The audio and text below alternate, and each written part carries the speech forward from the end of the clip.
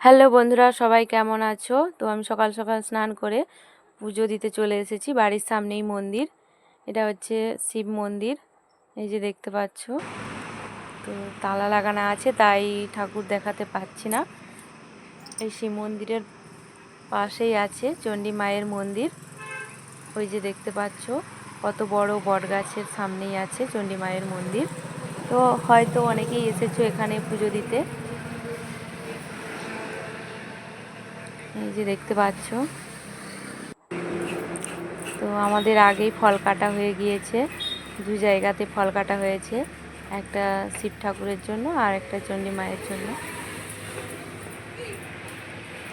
তো আমাদের ভোগ রান্না হচ্ছে, তো এখনো কমপ্লিট হয়নি, তাই জন্য আমরা এখানে এসে একটু বসেছিলাম আর হাওয়া খাচ্ছিলাম।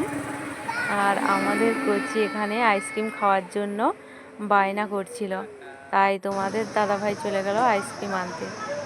আর আইসক্রিমটি আমাদের কচি আইসক্রিমটা দেখি কত বড়, দেখি বাবা, দেখতেই পাচ্ছ আইসক্রিমটা ভালো। হ্যাঁ, আর কিন্তু কিনে দেবনি, এবার বললে কিছু। তো এদিকে দেখলাম যে ভোগ চলে এসেছে মায়ের কাছে, তারপরে ব্রাহ্মণও পুজো শুরু করে দিয়েছেন।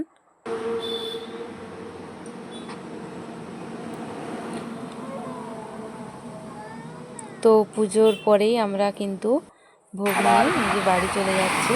দেখো যে হাতে কালি লেগে গেল।